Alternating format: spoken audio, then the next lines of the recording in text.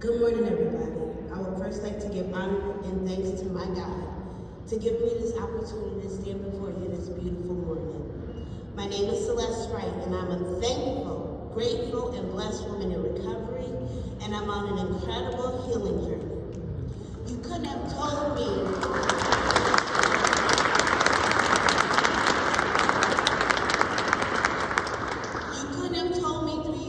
I would be standing before you as a testament of turning my pain into power. On January 11th, 2020, the unthinkable happened to me, my daughter Simone, and my grandson Javon. My only son, Rakesh Javon Wright, was murdered in Holyoke, Massachusetts.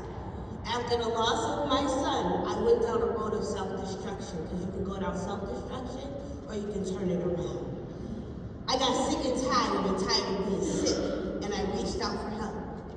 Nobody, absolutely nobody, wants to be a part of a sorority of survivors, but here we are.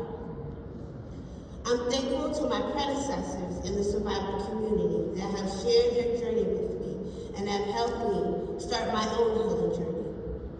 I want to acknowledge Ms. Clementina for seeing a need and a space for survivors and meeting the need by spreading the 7 principles of peace: love, unity, faith, hope, courage, justice, and forgiveness.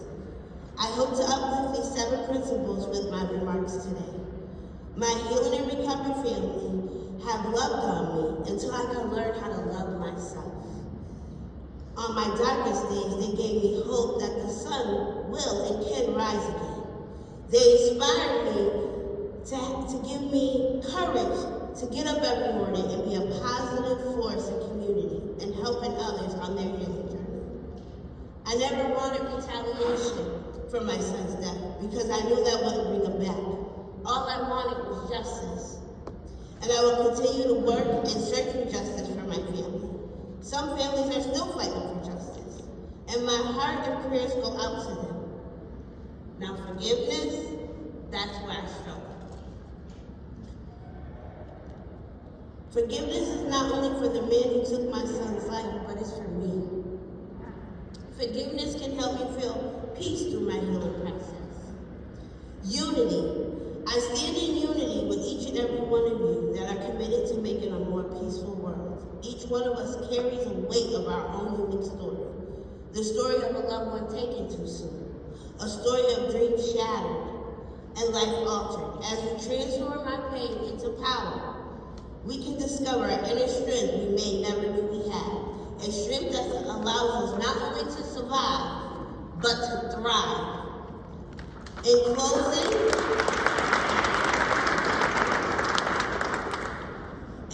I would like to end with my favorite quote that has gotten me through some challenging days. If God brings it to you, God will bring you through it. Thank you again for this opportunity.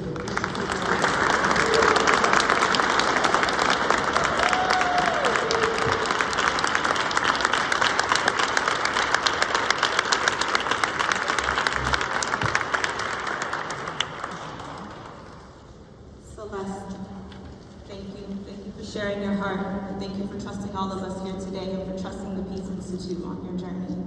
So honored to be part of it. Another hand for Celeste, please.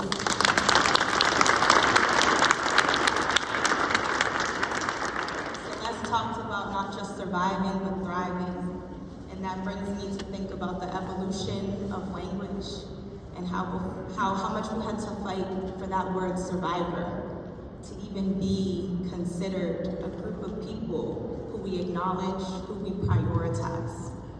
Before we were victims of crime, but no crime happened to us. And so we had no rights. Who were we? We were just floating. And now we're survivors. And Celeste challenges us to be thrivers. We are thriving.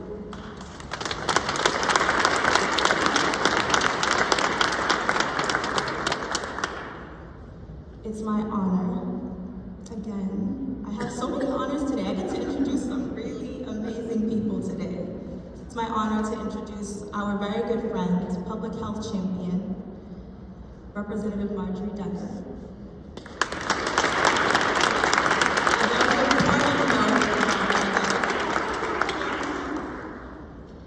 When the omnibus gun reform bill passed through the House last month, Representative Decker said, that's not enough. We don't just get to focus on the gun. The gun is not the only issue here.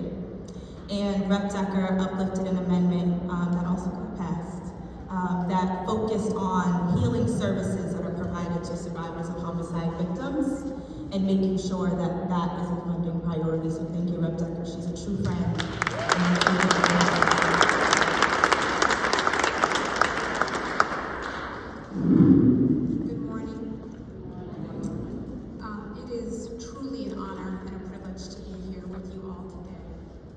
Asked to speak is even more of a privilege. For many of you, this is not where you wanted to be. It's where you were forced to be when you lost someone to your team.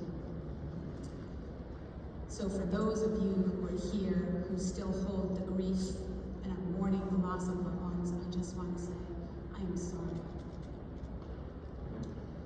I see, Ms. Wright, your power is, something we aspire to, but your pain is something we need to work to prevent.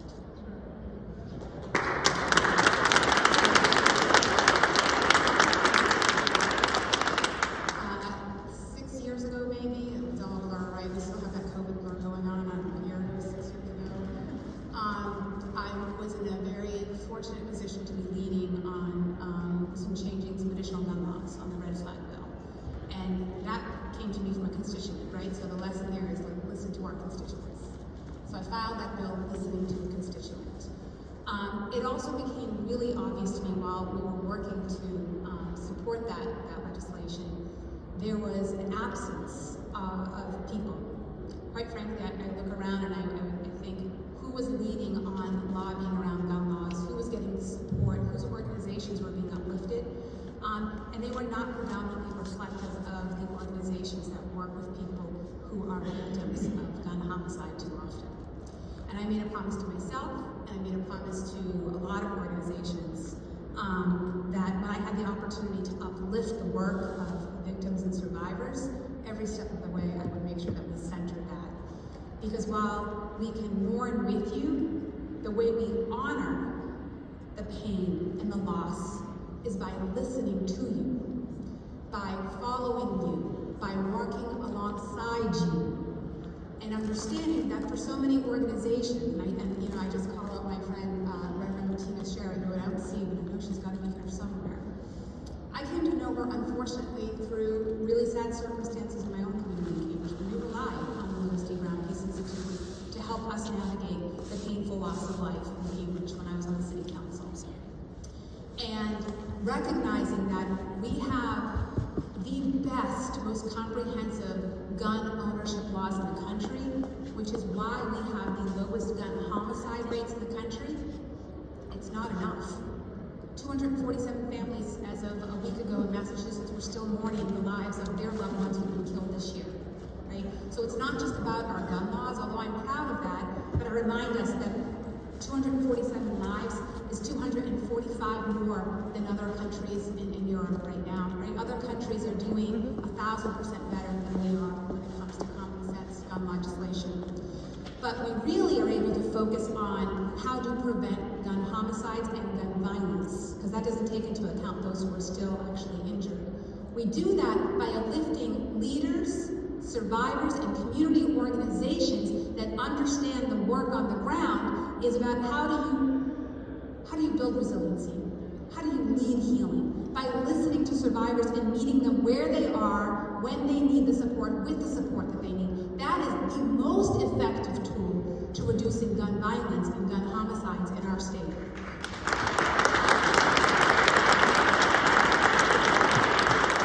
So it is an honor for me to be in partnership with many of our community-based organizations across Massachusetts. I'm especially honored to, whenever I have the opportunity to be in partnership with the Louis D. Brown Peace Institute. I am honored to be here with Liam Lowney, who you're going to hear from. Not because of the lack of effort by our congressman, who's going to be up here and is going to be on fire, as she always is. But we need that. We need that fire to keep going. But Congress failed us and failed victims and survivors when 2 years years ago, we lost $60 million in VOCA funds that allows organizations that work with the state of Massachusetts to fund organizations that are working with survivors. So we in Massachusetts, and I'm proud to say in the House of Representatives, have been leading with the support of Speaker Mariano and Chair Michaelowicz. We restored 40 million of that 60 million. We're working toward the 20 million.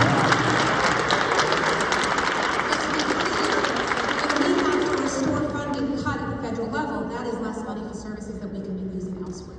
So I just want to say to all of you, I'm so grateful to be in your presence, but being grateful is not enough, and I know that, and I will continue to be a listener, and to be an agent of change, and to be a tool of change when I can, when you call on me, and when I have the opportunity.